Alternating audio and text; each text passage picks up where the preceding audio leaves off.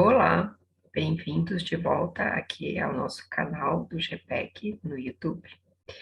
Dando continuidade àquela fala sobre autorregulação da aprendizagem, apresentando para vocês a leitura, né, do capítulo do livro escrito por Zimmermann e Morin em 2009, do livro no Handbook de Metacognição na Educação, onde eles falam sobre a autorregulação, que seria o lugar onde a metacognição e a motivação se intersectam. Nós já fizemos um primeiro vídeo, dá uma olhadinha lá no canal, e agora nós vamos continuar falando sobre os processos, né, do ciclo autorregulatório. Então, para falar sobre né, esses processos a partir da leitura desse capítulo, nós construímos para esse mapa em especial a seguinte questão focal. Quais os processos que aparecem nas fases do modelo cíclico de feedback autorregulatório? Muito bem, para vocês terem uma ideia, eu vou reduzir aqui o mapa em 50% e vocês vão ver que ele ainda não cabe na tela toda. Estão vendo? Então, ficou um mapa bem extenso, tá certo? Para responder essa pergunta, e porque esses processos, eles se interconectam muitas vezes, né? Então, vocês vão ver aqui várias ligações aqui que estão em linhas pontilhadas, que são ligações que estão saindo de um eixo e se conectando com outro eixo distinto. Então, é uma leitura bem interessante. E provavelmente eu vou dividir esse, esse vídeo em 2 ou 3, né? Então, eu vou começar falando de um processo, depois eu vou para outros processos. Como a gente já tinha visto no vídeo anterior, esse modelo do ciclo de feedback autorregulatório, ele possui 3 fases, né? Foram, assim, concebidas por Zimmermann e de sua equipe. É a fase, desculpa, é a fase da antecipação, que é aquela fase antes de você realmente realizar a tarefa. A fase de desempenho, quando você está objetivamente pensando, né, e realizando a tarefa. É a fase de autorreflexão, que é posterior à tarefa, quando você recebe um feedback, que você faz essa autorreflexão. Eu vou ampliar aqui um pouquinho mais até que 100, para que fique mais claro para vocês que estão aí, e nós vamos começar a falar da fase, então, de antecipação, tá certo? Que é a primeira fase desse ciclo. Eu vou ter trabalho aqui porque quase não cabe tudo aqui. Mas o Zimmermann coloca o seguinte, que essa fase de antecipação, ela tem 2 grandes categorias, que seriam os processos de análise da tarefa e as fontes de automotivação. Tá? Então, nós vamos primeiro olhar aqui para esses processos de análise da tarefa. Esses processos, eles estabelecem 2 coisas principais, que seriam quais são os objetivos que eu tenho, então, agora, e qual é o meu planejamento estratégico para alcançar esses objetivos, ok? Vocês estão vendo várias aqui, olha, linhazinhas pontilhadas que vêm de outros lugares que chegam até aqui, que é justamente essa coisa dos links, né, dos cross-links, dos mapas conceituais, que são links que saem de um ramo do mapa e vão interagir com outro ramo do mapa. Muito bem. Então, continuando aqui. No caso dos objetivos, refere-se a definir os resultados em médio e longo prazo, né? Então, como é que eu quero esses, que resultados são esses? Quais são aqueles que são prioritários para que eu consiga alcançar os outros, né? E eles, e para o planejamento estratégico, vamos para a leitura agora do planejamento estratégico, refere-se a escolher ou construir métodos de aprendizagem, né? Então, eu posso tanto estabelecer novos métodos, como escolher métodos que eu já tenho, tá certo? Porque nós estamos falando sempre de autorregulação da aprendizagem, ou seja, o que eu tenho que fazer para configurar de uma maneira mais eficaz a minha aprendizagem. E esses métodos de aprendizagem devem ser adequados à tarefa e ao ambiente, tá certo? Então, eu tenho que adequar, eu tenho que escolher os métodos corretos para aquele tipo de tarefa e para aquele ambiente que eu tenho disponível para realizar essas tarefas. E o planejamento estratégico, ele vai se ligar aqui também, né, com os objetivos, porque ele deve estar vinculado com essas metas de médio e longo prazo. Então, assim, eu tenho que ter em mente quais são os meus objetivos no médio e longo prazo e que o meu planejamento tem que estar adequado a essas metas, tá certo?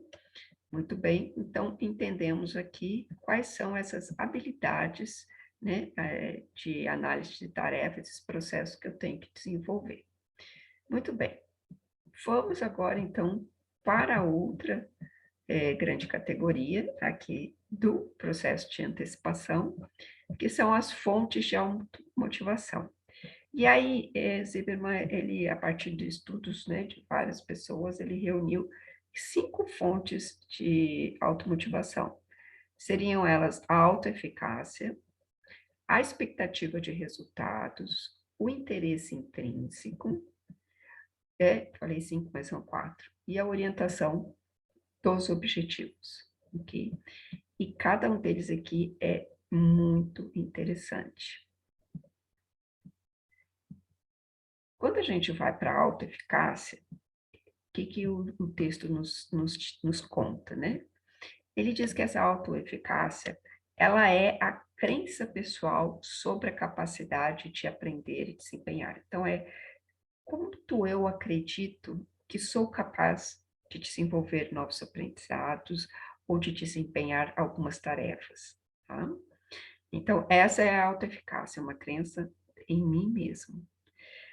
E a autoeficácia, ela afeta tanto o uso quanto o gerenciamento de estratégias de aprendizagem, do tempo, de outras adversidades e do automonitoramento, ok?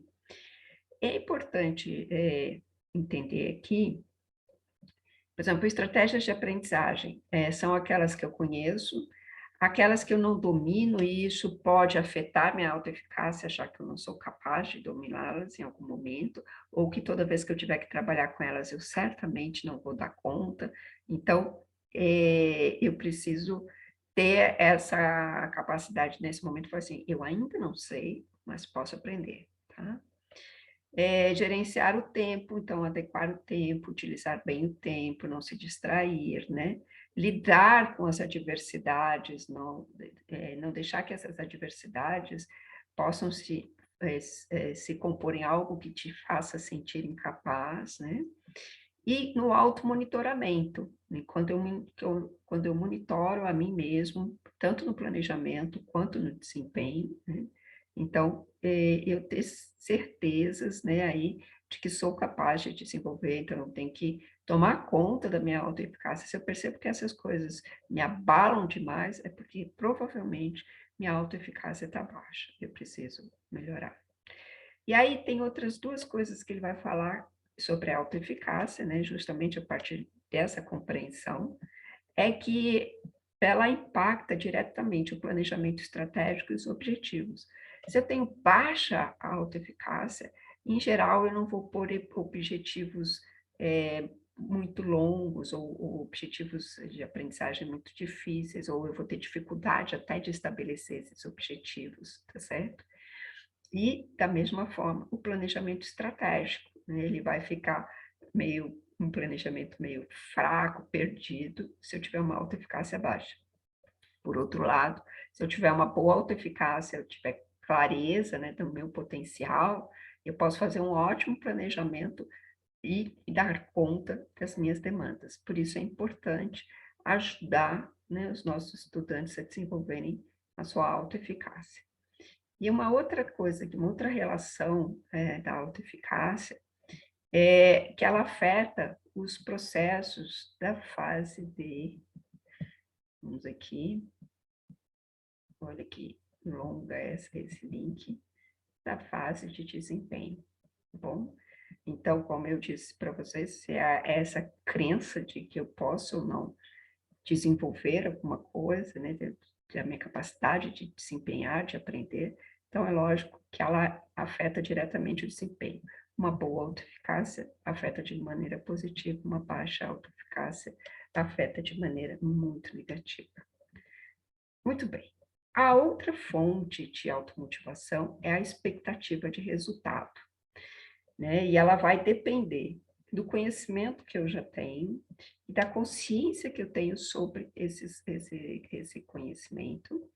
E também, lógico, depende dessa autoeficácia, né? Então, essa expectativa de resultado, ela também é algo que não pode estar para além da tarefa, né? Ou seja, olha, um bom desempenho nessa tarefa pode me gerar futuramente, por exemplo, uma coisa muito boa no meu currículo, pode fazer com que o meu currículo seja melhor visto por uma vaga de emprego. Então, essa expectativa de resultado, ela também pode ir além daquela tarefa em si, mas poder visualizar que essa tarefa, ela pode dar resultados muito proeminentes lá na frente, ou, pelo contrário, não vai fazer diferença nenhuma na minha vida, e isso pode ser uma fonte de desmotivação, né? Então, essa expectativa de resultado. Outra fonte de automotivação está no interesse intrínseco. Esse interesse intrínseco, ele promove o engajamento a partir de uma predisposição cognitiva ou afetiva, ou as duas juntas, né? Então, o que seria uma predisposição cognitiva? São coisas que eu gosto de aprender, são coisas que me interessam, né? Então, essa seria uma predisposição cognitiva. Afetiva são coisas que, poxa, vão me trazer conforto, vão me trazer um bem-estar, são a maneira, né? Quantos de nós já não vivenciou o interesse por um conteúdo, por uma aprendizagem, não necessariamente pelo conteúdo, mas pela pessoa que nos estava ensinando, pela forma que ela ensinava, né? Então, é por isso que a gente fala muito hoje que a afetividade é um elemento muito importante na docência, né? Então, a gente saber utilizá-la, saber dosá-la é importante. Então, esse interesse intrínseco, ele posso engajar-me mais por questões cognitivas ou afetivas, tá certo? E também isso pode ser o oposto, né? Engajar-me menos por conta disso. Esse interesse intrínseco também vai influenciar na escolha e na definição de coisinhas aqui, olha, que já passaram, que são justamente as estratégias de aprendizagem. Então, eu posso fazer escolhas sobre estratégias porque gosto mais daquelas estratégias, né? Não necessariamente porque elas são as melhores ou porque eu tenho mais, digamos, domínio sobre elas, tá certo? E também, além das estratégias, ele vai impactar aqui nos objetivos. Então, eu posso definir os meus objetivos a partir daquilo, né, que eu tenho um interesse intrínseco, seja cognitivo ou afetivo, mais forte. Ok? Então, vimos aqui um interesse intrínseco. Nós vamos ver que tem outras coisas que vão estar relacionadas ao interesse intrínseco, mas lá na frente, quando a gente chegar, a gente descobre. E aqui, orientação dos objetivos. Bom, aqui é interessante, essa parte é muito interessante, que esses objetivos não são aqueles objetivos que a gente viu lá no comecinho, quando eu vou fazer a análise da tarefa. Porque ali são os objetivos, assim, que tem, digamos, são objetivos muito específicos para aquela tarefa. Aqui, ele está falando de orientação dos objetivos, que são aquela coisa mais, digamos, que envolve mais um caráter mais amplo aqui, não são coisas imediatistas, mas coisas de mais longo prazo, talvez. E aí, essa orientação, né, como é que eu penso, né, como é que eu oriento a minha vida ali, como é que eu estabeleço as minhas metas, essa orientação dos objetivos, ela envolve as crenças e sentimentos que eu tenho sobre o propósito da aprendizagem. É interessante que em outros momentos a gente vai ver muita coisa na literatura sobre autorregulação, que vai falar que as, a, as, a questão motivacional, ela depende tanto da autoeficácia, né? Mas ela depende também dessa coisa da epistemologia. Que valor, que propósito do pro conhecimento, né? Então, essa orientação dos objetivos, ela envolve essas crenças e sentimentos sobre o propósito da aprendizagem, tá? E essa orientação, ela pode estar focada em metas de aprendizagem e metas de desempenho. Muito bem, vamos lá. Essas metas de desempenho, elas estão relacionadas à crença de que é fixa a minha habilidade mental. Então, o que acontece? Quando eu tenho a minha orientação sobre objetivos focada em metas de desempenho, eu acabo agindo da seguinte maneira: quando eu pego o resultado de uma tarefa que eu fiz, por exemplo, se é uma tarefa que vários colegas fizeram, digamos, uma prova, né, uma avaliação que você faz na escola, na universidade, quando eu pego essa minha prova, eu fico comparando os meus resultados com o resultado dos colegas, né? E aí eu fico tentando achar quem é que foi pior e dizer, poxa, eu fui melhor que aquele sujeito, né? Eu tenho essas metas de desempenho, porque eu não consigo imaginar que eu posso melhorar, mas eu ainda sou melhor que aquele, tá? E aí eu não consigo chegar igual aquele outro que foi muito bem, porque eu não consigo, eu não sou ele. Então você restringe a tua capacidade, né? Porque ela está relacionada que eu tenho uma habilidade mental fixa, eu não consigo melhorar isso. E se a gente parar para pensar, a gente percebe isso muito nos nossos estudantes, né? Eles acham que são limitados mentalmente, e não são.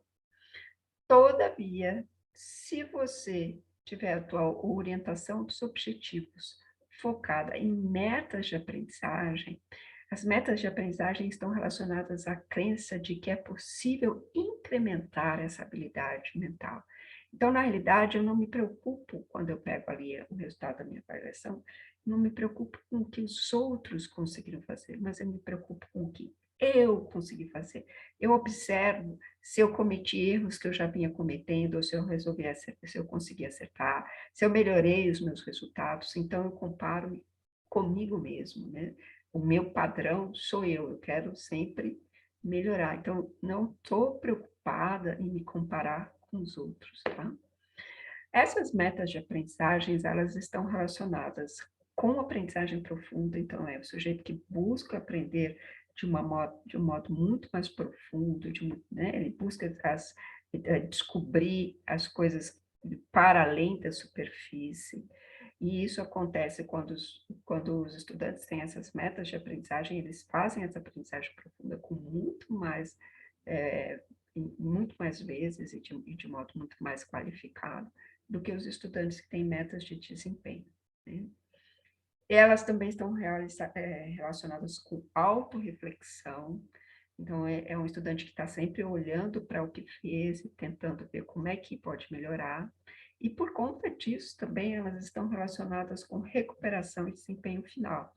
Ou seja, esse estudante, mesmo que ele comece não muito bem, né?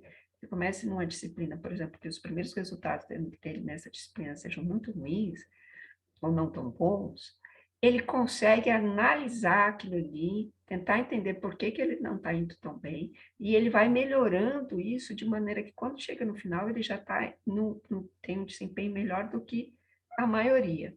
Tá? Então, metas de aprendizagem é o que a gente quer que vocês, estudantes, tenham, né? E quer também que nós, professores, consigamos promover melhor os nossos estudantes. E essas metas de aprendizagem, elas estão significativamente relacionadas com esse interesse intrínseco, tá? Então, é importante desenvolver esse interesse intrínseco, assim, né? Permitir que o aluno tenha maior afetividade e predisposição cognitiva para vários conhecimentos. Muito bem. Aqui, então, nós finalizamos essa primeira parte, que é a parte da antecipação. Eu vou parar por aqui, mas a gente volta daqui a pouquinho com a continuação desse vídeo. Obrigada por ficar aqui.